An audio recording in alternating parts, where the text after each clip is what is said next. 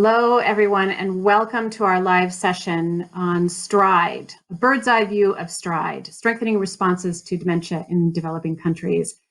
This is a new world doing virtual conferences, and so we apologize for any technical difficulties that we had, but we are here and ready to talk to you about STRiDE. I'm Wendy Weidner. I'm the Research and Policy Project Lead at Alzheimer's Disease International, and it is my real pleasure to introduce this team to you.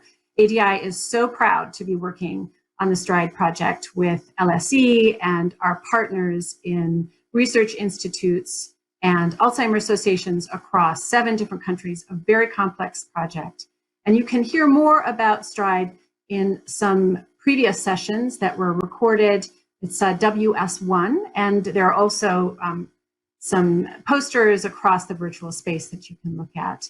But today, this is our opportunity to talk to the team live. And so I would encourage you to ask your questions in the Q&A box. You know, we're communicators at STRiDE. We love to talk. We love to raise awareness. We love to build capacity and talk about practical solutions and share our knowledge. And so we're here and ready to talk. So without further ado, I wanted to introduce Martin Knapp, my colleague who's the PI for the STRiDE project. Martin, my fellow Kent person, welcome to our virtual live. Thank you. So I hope you can. I could hear you very couldn't, but I know you're just down the road in Kent, in southeast England. So welcome everybody to this session. As Wendy said, this is an opportunity to engage with the STRiDE project, and I'm going to say at the very beginning, because I'm going to hand over very soon, colleagues are going to take you through a summary of it. Very fortunate we've got a couple of people representing countries across the STRiDE project. Martin, I seem to have lost you, but I am going to introduce now my 2 colleagues, Adelina Comas-Herrera and Klara Lorenz, who are going to take us through a really great overview of the project before we bring in our other members of the team. Thank you very much for the introduction. And I'm going to give you a brief overview of the STRiDE project, very quick, but you probably have heard this word quite a lot during the conference. So first of all, what it stands for is about strengthening responses to dementia in developing countries. And we're delighted to be at the conference with a lot of people who you may have already heard about. In this presentation, you will see that there's a lot of people involved, and we'll only really be able to, and you'll only hear from a few of us, and of course any errors are a responsibility. And this is a project funded by the UK Research and Innovation Global Challenges Research Fund. And here's a list of all the amazing colleagues that have been now working in this project for almost 3 years. And I have to say that each of them is an amazing person to work with.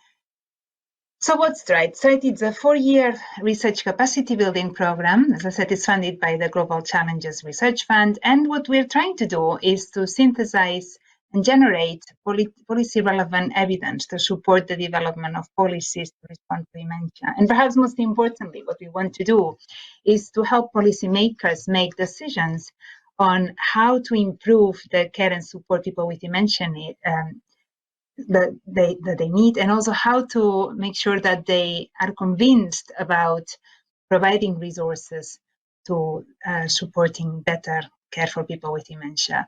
The type of research we're doing perhaps is very different than the kind of clinical research that you also hear a lot about. And we'd almost call it as something like formative research to inform dementia policies. You can find out more about the project on our website, stridedementia.org, and we are also on Twitter. We are funded in 7 countries, the ones in red, which are Brazil, India, Indonesia, Kenya, Jamaica, Mexico, South Africa. I missed any? No, I said them all. I hope I haven't missed any of them. Apologies if I have. And we also have a number of linked projects in a few countries where we're delighted to collaborate with researchers who have either got their own funding or are even doing this work as part of their PhDs and their studies. And that is already happening in New Zealand, in Switzerland, in Romania, and in Hong Kong in Chinese communities. And we're also very happy that there are other countries that are getting in touch and asking about doing something similar. And we're very pleased to work with people who would like to do that. So please do get in touch if you'd like to do something similar in your country. The project is structured as a collaboration between academics and Alzheimer's associations, NGOs, and we are also collaborating with policy advisors and here as a role. And here, of course, we're very pleased to have a collaboration with the World Health Organization. The way that's structured is through the provision or support with gathering information for the Global Dementia Observatory as part of our research. And we're also linked to, and in a collaborative way, with investment banks. So I'm going to hand over now to my colleague Klara Lorenz, who will take you through a bit of a tour of the project. Thank you. Thank you very much, Adelina. So I will be giving a brief overview of the project-related presentations and posters that are being presented as part of this conference. And as you can see from this slide, our project covers many different components or work packages. Here I've presented them in a circle, but it does not necessarily mean that we work on them in this order. Reflecting how the different work packages link and interact with each other would have been a lot more complicated. Oh,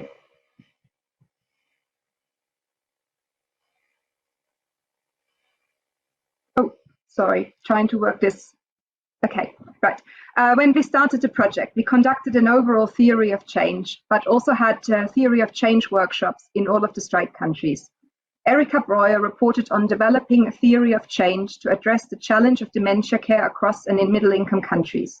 She highlighted how this approach helped to develop a common vision and strategic direction reflecting perspectives of all 7 countries, and that it facilitated inclusion of key stakeholders from the beginning.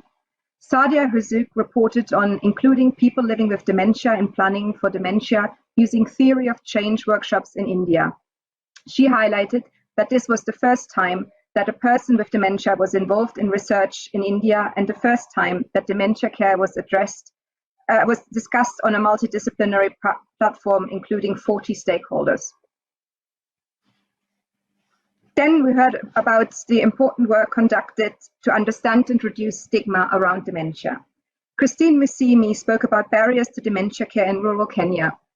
She pointed out the importance of reducing stigma to improve diagnosis and access to care, and that training could also contribute to better quality and improved access to care. Sadia Huzuk's paper on stigma related to dementia in India emphasized that poor awareness of dementia and sociocultural aspects contributed to stigma in India. Our colleagues from Indonesia also reported on their stigma work. Imelda Teresia highlighted the importance of family stigma and carer burden. She reported how family carers experienced a lack of work-life balance, emotional distress, financial burden, lack of support networks, and social exclusion. She showed that misconceptions around symptoms, such as associations with spiritual and supernatural causes, further adds to the distress and confusion carers experience. Tara Sani reported on perspectives and experiences of healthcare practitioners in Indonesia. She showed that dementia screening and therefore diagnosis often takes place in clinical care settings when people present with other illness or when people move into residential care settings. The STRiDE project also has a work package dedicated that qualitatively explores unpaid care. Marissa Stubbs from the Jamaica team reported on the lessons learned preparing for qualitative fieldwork with unpaid family carers. She highlighted the importance of good relationships with gatekeepers, equitable partnership between institutions, and recognition of local knowledge. Emily Freeman spoke about the consequences of providing unpaid care to people living with dementia in middle-income countries. She explored the importance to qualitatively understand the complexity of the social costs of unpaid care and how COVID-19 highlighted inequities and required adaptation to a changing situation. Next slide. Coming here. Max Salcher-Conrad presented a poster on the systematic review that's being conducted to assess the effectiveness of interventions for dementia in low and middle income countries. Through this review, we mapped available evidence on interventions for people living with dementia or mild cognitive impairment and their carers in low and middle income countries, and found research to be concentrated in a few countries, with no randomized controlled trials being conducted in the vast majority of LMICs between 2008 and 2018. Then we had a number of presentations and posters around the surveys of prevalence in care. Roxanne Jacobs reported on the complexity of the cross-cultural adaptation of the STRiDE toolkit in South Africa. Her presentation unpacked the importance of cross-culturally adopting tools that are often not designed in the context in which we intend to use them, since translation is largely inadequate to maintain validity of instruments. The South African experience in adapting the STRiDE toolkit for a household survey showed how trained field workers' contextual understanding of the tools enhanced a rigorous cross-cultural adaptation process by bringing translation closer to intended meanings, culturally appropriate for the South African context. P Sani highlighted the translation and adaptation process of cognitive testing instrument into the Indonesian context. She emphasized the lack of equally relevant descriptor words for emotions and feelings and the tendency of Indonesian to choose more neutral answers, and as some of the challenges in translating and adapting cognitive testing and quality of life assessment instruments to Indonesian.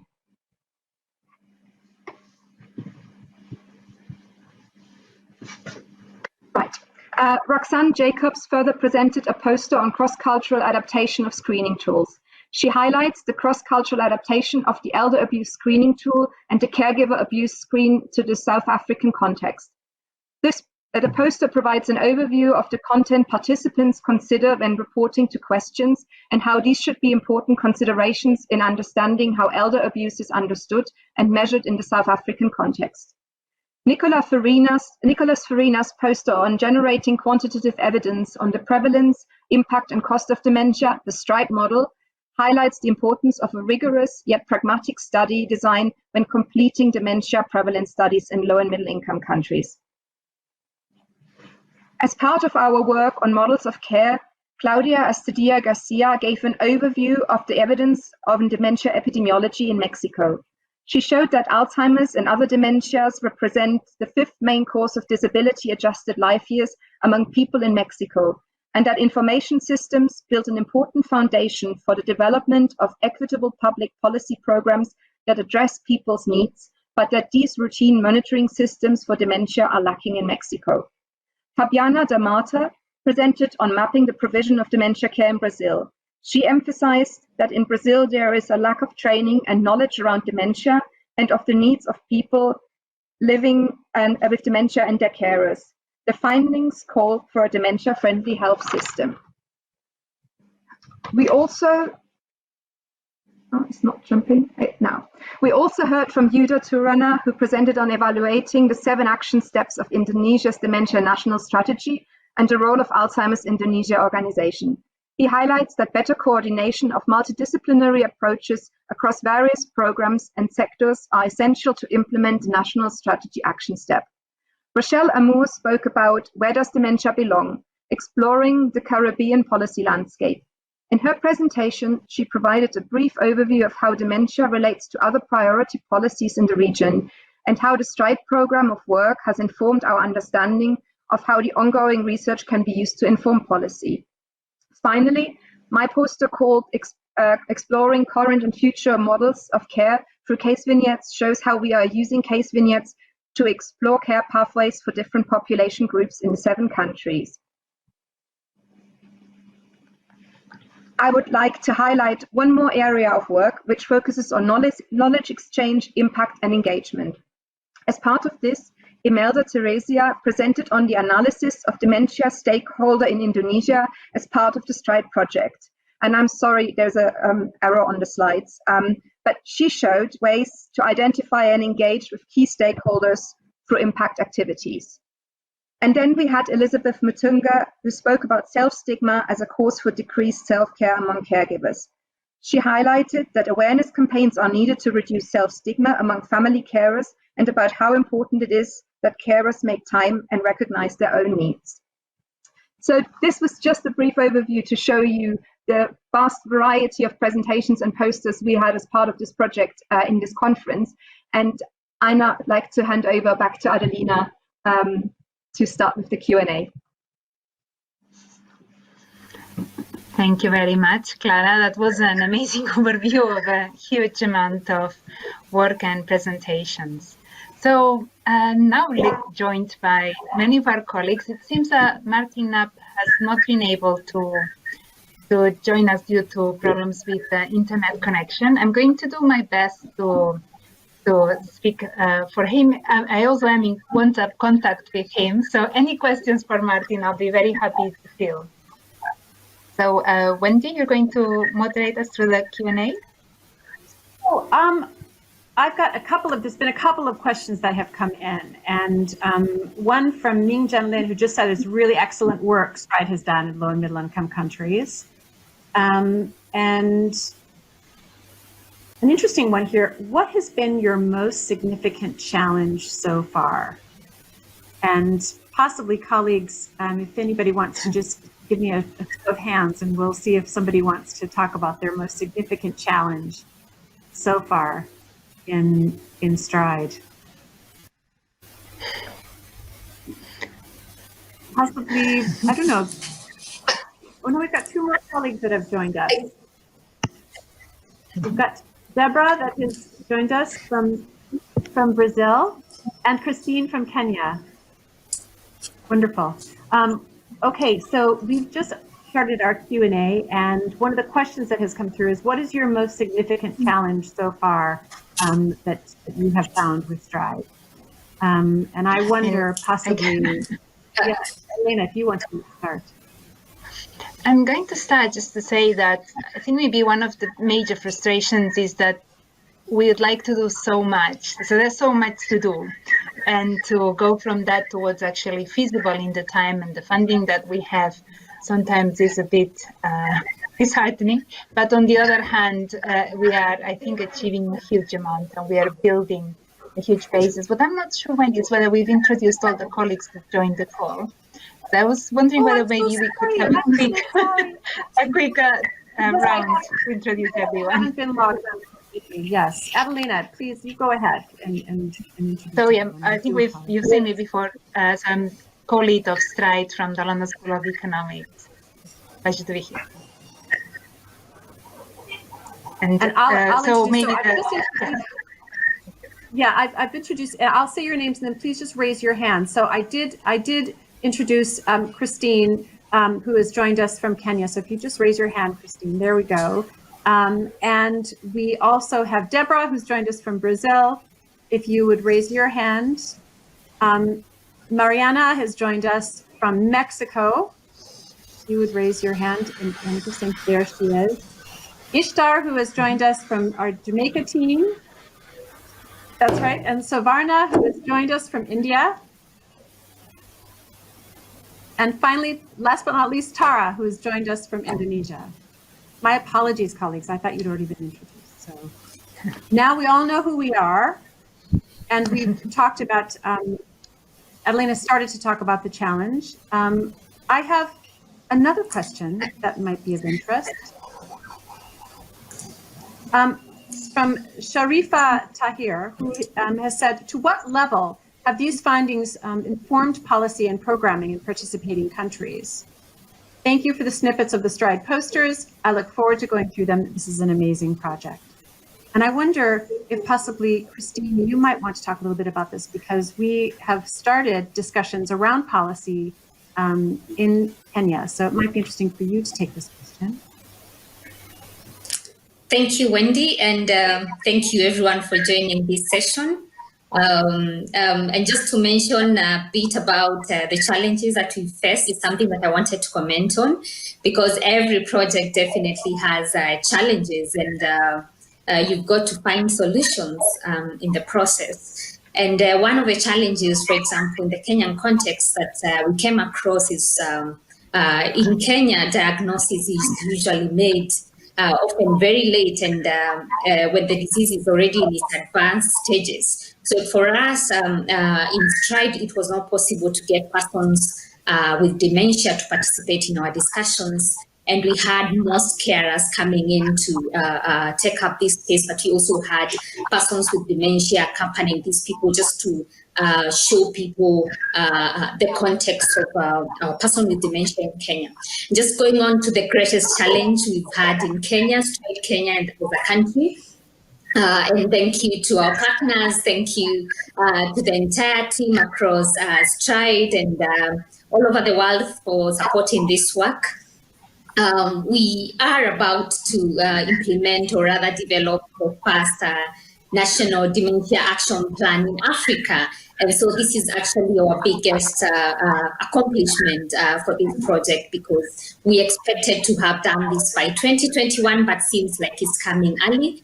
And we've had, of course, challenges going through the policy trains and policy discussion, trying to create space and a window of opportunity to create some policy change. So we've had, maybe I can take us through the process that we've gone through so that we can get to where we are. And one of the things that we started when STRiDE began in 2017, 2018, we had theory of change workshops, and we engaged various stakeholders. We engaged academicians, researchers, NGO representatives, people working in the area of dementia and communicable diseases, and various in mental health and carers as well. As I mentioned, it was difficult for us to engage persons with dementia. So these people were very important, or these stakeholders were very important to help us develop or co-produce the research agenda, and so that we prioritize or rather we increase policy relevance with our research. And we try to explore gaps and try to see how we can generate evidence so that we can produce project outputs that are going to inform policy. And so through this process, of course, as I mentioned, we had to explore the best windows of opportunity to influence change. And we had to go through literature to develop a situational analysis, through a desk review, and we had a lot of information, more than 100 pages. And so we had to summarize it in form of a SWOT analysis, where we identified strengths, opportunities, the weaknesses for the health system, so that we can produce an evidence summary as a project output that is very relevant or understandable or comprehensible to the policy stakeholders. And so after that, we try to continuously engage the policy stakeholders and decision makers. And but one of the key things that we did is rather than talking at them, we actually engaged them in policy discussions. And that was very key, because we got to hear, what were the funding, what were the priorities in terms of development. And in the process, COVID-19 came, and we realized dementia was not a priority, but rather COVID-19. And so at some point, COVID-19 had a negative impact on the mental health of populations, and a greater population, the vulnerable populations, who are the older persons who are at a greater risk. And so we sought, the government of Kenya was looking for funding in mental health. STRiDE Kenya was also looking for funding through the Ministry of Health to fund dementia. And through that channel, then we were able to use that available opportunity to see how dementia can be funded.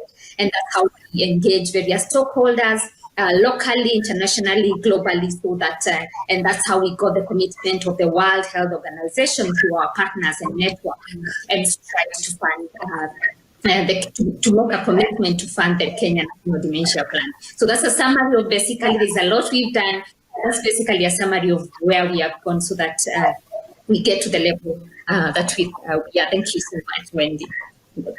It's a real process, isn't it? And you've actually shown how complex all of the different work packages are that this project is working on, and how they actually all piece together to move towards this policy change, which is quite good. And I've had another question that sort of follows on from that, because you were talking about those theory of change workshops and how fundamental they were to really getting things started. And one of the questions was, how was the experience of including persons living with dementia in the theory of change workshops? And I know, Tara, we've had discussions about this, how it was a challenge to get people who are living with dementia that have been diagnosed early enough to be involved. And I wonder if you could talk a little bit about your experience in Indonesia.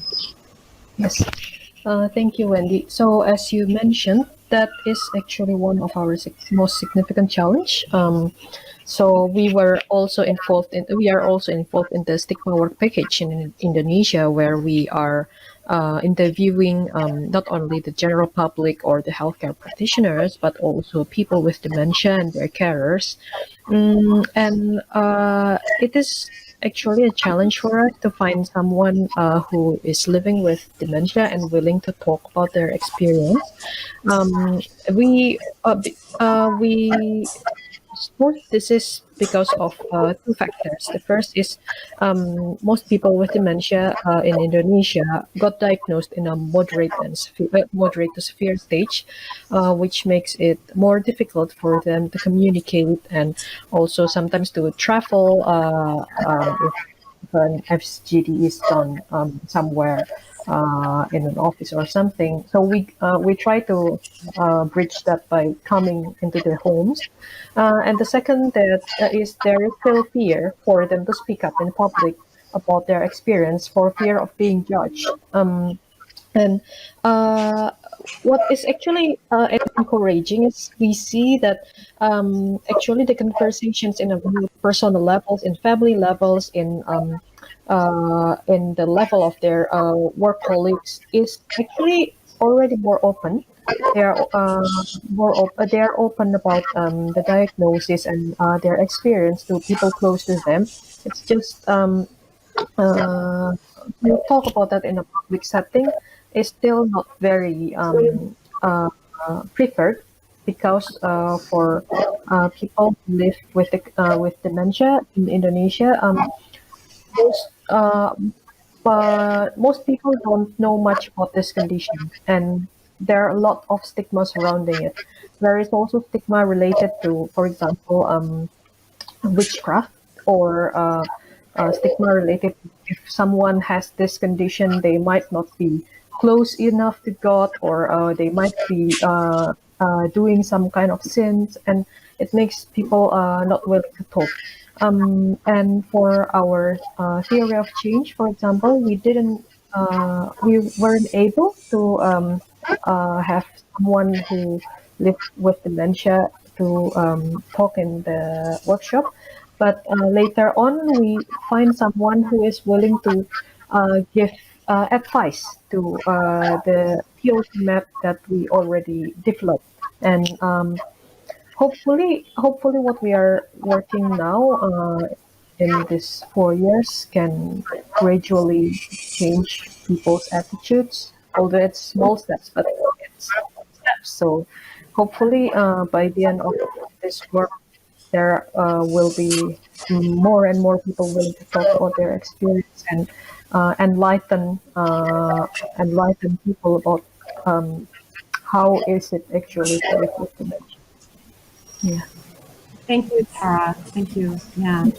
And actually, what you're saying links into another question that we've been asked about capacity building.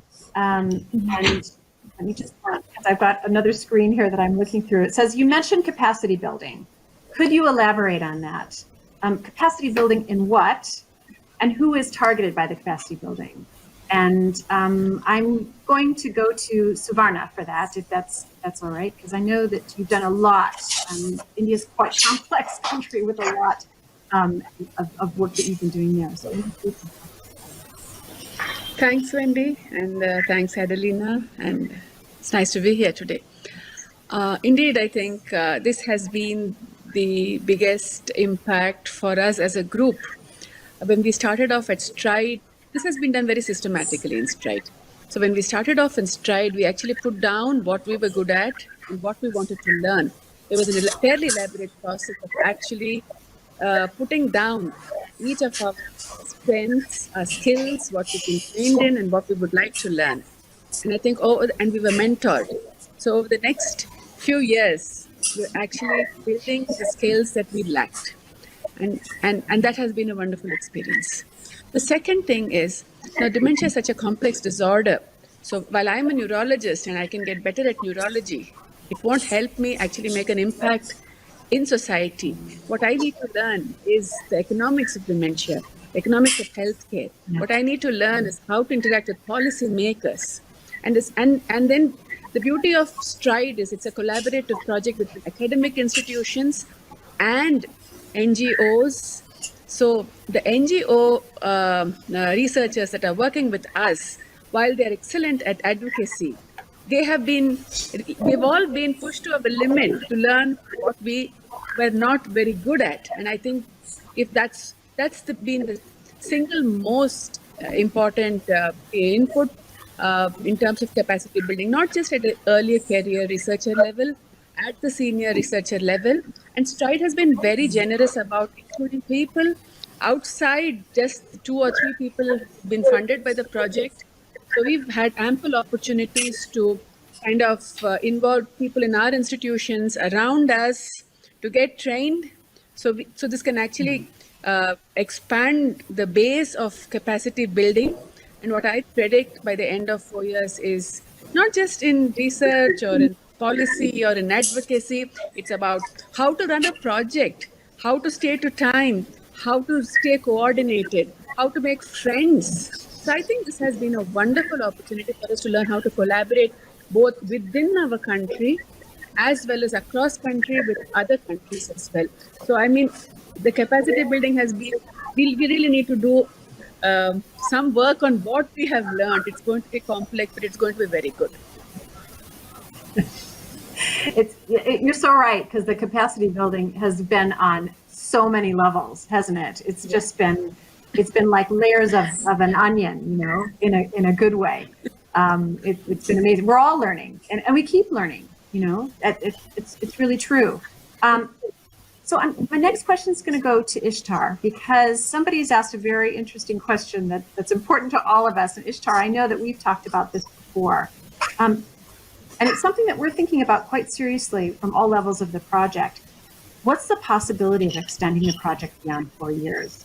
What do we need to do? And what are we trying to do as a project to try to, and I know this is not like, you know, there's no silver bullet response to it, but some of the things that we're doing in terms of capacity, we were talking about capacity building and how we're thinking ahead to how we're trying to sort of locate other sources of support so that we can continue the project. I thought you'd be a good person to tell us this question. Thanks, Wendy, and thanks to all of the wonderful STRiDE colleagues who have been working so hard for these 3 years that we've been together so far. Hard to believe that it's 3 years already. I think that there are really strong possibilities for beyond 2021. What we've done with STRiDE is to establish a real collaborative, as Suvarna was just talking about, in terms of the capacity strengthening and in building multidisciplinary teams in each of the STRiDE participating countries, formally funded, as well as the countries that Adelina has spoken about at the very beginning that were not originally part of the STRiDE package but have come on. So there is enormous possibility for other countries to come on board in a staggered way as well. And one of the things that we have been talking a lot about is for this to be the beginning of even deeper, stronger partnerships between and among our institutions and researchers and impact leads, and thinking strategically about how to create really harmonious and complementary set of programs of work moving forward. So we've been talking, for example, about which grant mechanisms to target for which components of work that we're doing realize still need to be done. Because the beauty of STRiDE, I mean, as you all have gathered, it's a beautiful project overall, But the beauty of it is that it is not about parachuting into these countries, doing research and jumping out of them.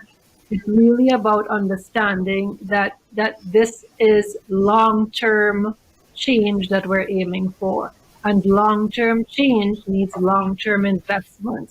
And so one of the things that we've been doing is really thinking about how can we ensure that we are not just strengthening capacity within institutions, but also already doing succession planning and thinking about who else from these teams, who else from these countries, what other institutions from these countries do we want to involve?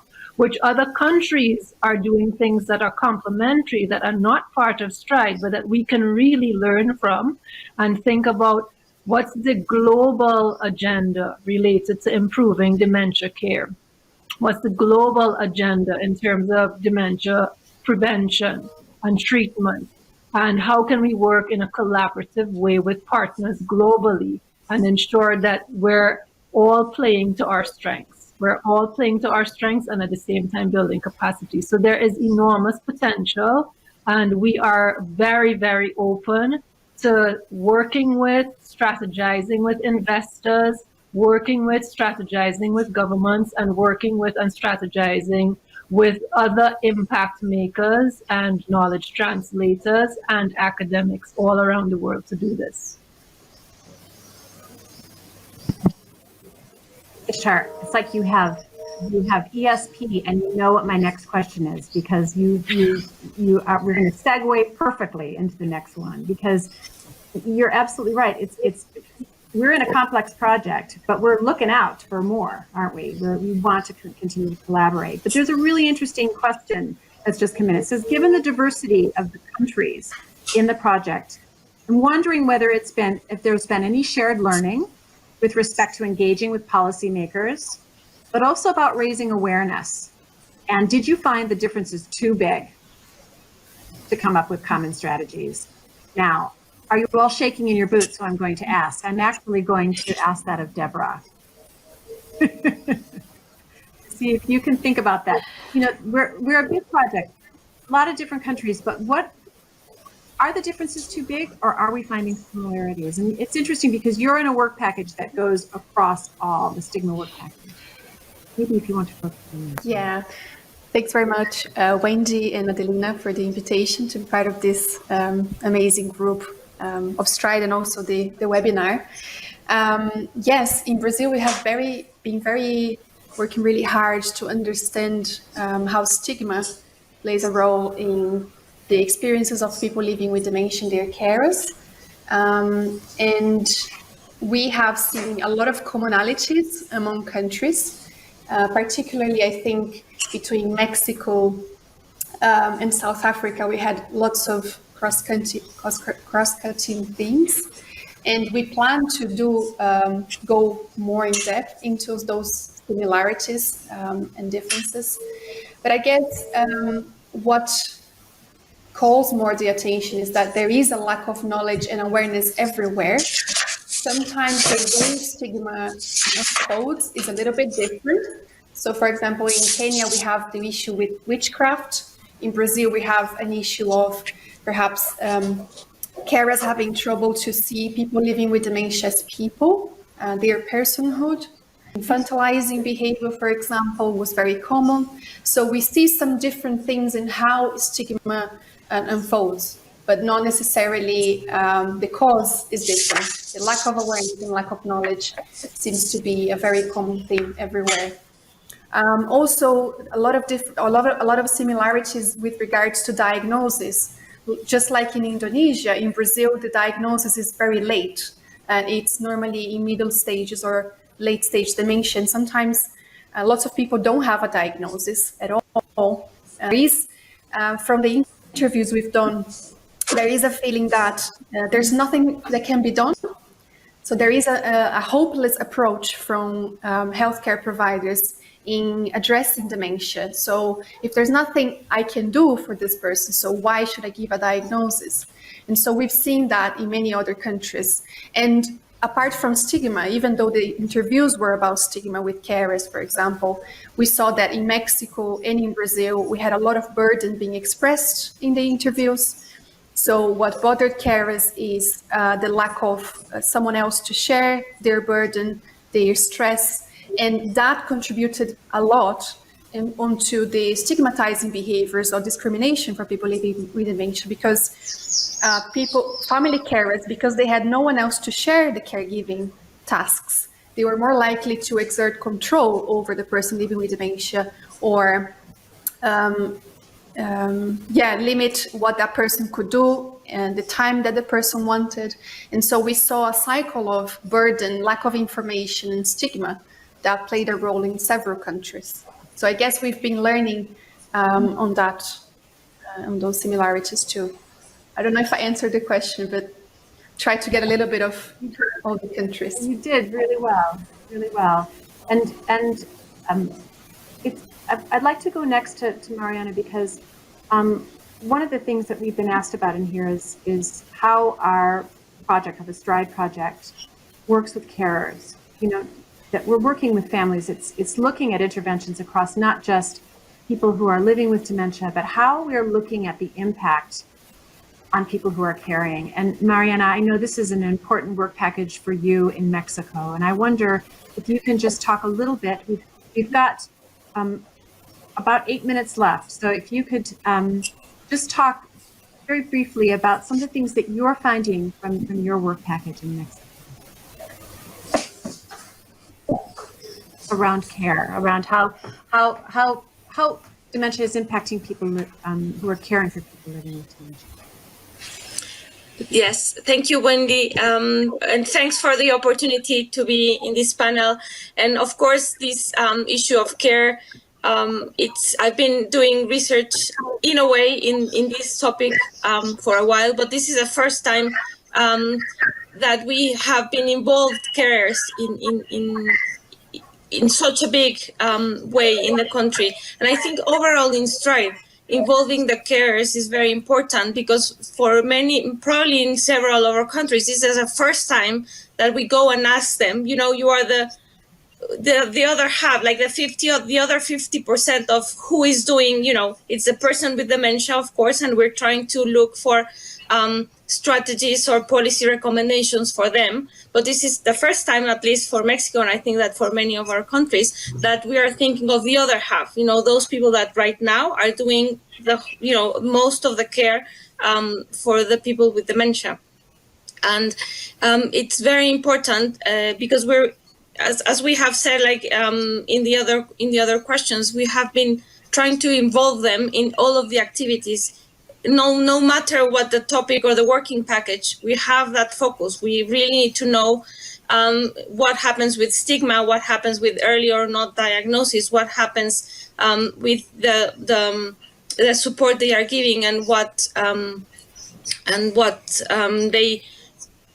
their expectations. And I think that's also very, very important, and that's one of the levels we're involving them, sort of not just what's happening, but, you know, what are your expectations? If someone with a policy or strategy were to support you, what would you expect? Because we can't pretend on the desk, as we see here, just to know in each of the countries what they are really, what they need and what they expect. And I think that we have been finding that people are very eager to participate. They really are, and they're saying, even if it's not for me or for my family member that I'm taking care of, because these things take some years, they are very willing to give up their stories. And of course, having no information, really having to sort of find out for themselves, either through internet or some friend that, you know, their mother or already went through that. So it's that lack of, you know, what should I do? What can I do? And I think that sharing their views and sharing their experiences has been very important for them too. You know, really, if I talk about it, probably it's the first time they go to the support groups or things like that. The first time that I see it and say, this has been the trajectory, this is what's been happening, and this is how I have gone through it. So a lot of having to find out for themselves, when also as Deborah was saying, you know, by the time they go to a medical doctor, they tell them, well, you know, there's really not much to do. So it's knowing that at least we would be trying to give some recommendations. It's giving them also very good opportunity sort of to be part of the project and of the policy, which is what we are telling them. You know, you will be part of what we're trying to do in these recommendations, and you know, that gives them a really very nice sense of, you know, this is going to really make a difference, or we're trying to, of course. Thank you. It's, you know, what you said is so important, because I think for all of us, this whole project is about giving people a voice so that they can influence and change policy and make life better for people who are living with dementia and their carers in the future. Okay, that's bottom line. All the capacity and all that stuff, all that knowledge building is on top of it. That's really the center of this project and the heart of it. And I think we all believe in that. I feel so strongly about it. You just said it. And now I'm going to turn, last but not least, to Adelina, because also, let's face it, this woman is a fantastic leader of our project, along with Martin, co-leading. This is a complex project. Adelina, I'd just like you to close today, because you're running an amazing project. And what is your hope for the next year of our project as everything comes to fruition, as we come out of the tunnel of COVID? Floor is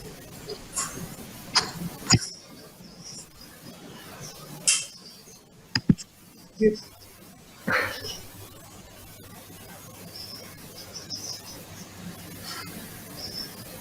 I hope that we have built a strong foundation. We have, I think, been starting to develop a really good understanding of what do we have in each of these countries that we can build on. Also an understanding of what could be better. And what we are also trying to do, and I think that's what fills me with hope, is that we're putting a lot of effort and understanding how can we make these changes that we've identified, how we can make them happen. And I hope that this will actually work. The fate comes in your way. You know, nobody had planned COVID. We started the project, but we also hadn't planned, for example, that some of the governments would react so quickly straight after the theory of change. There will be other things that are in our control that will affect how success looks like. But I do believe that even the process of doing research is already initiating the change. And I would like to say what a privilege it is to work with all of you. My capacity has been built enormously by this project. I mean, every day is a great experience. Every call that we have, every time that we look together at the document, the spreadsheet, or whatever it is, there's so much learning and sharing that I can only say that with people like this, change must happen at some point. And yes, we'll be looking for funding.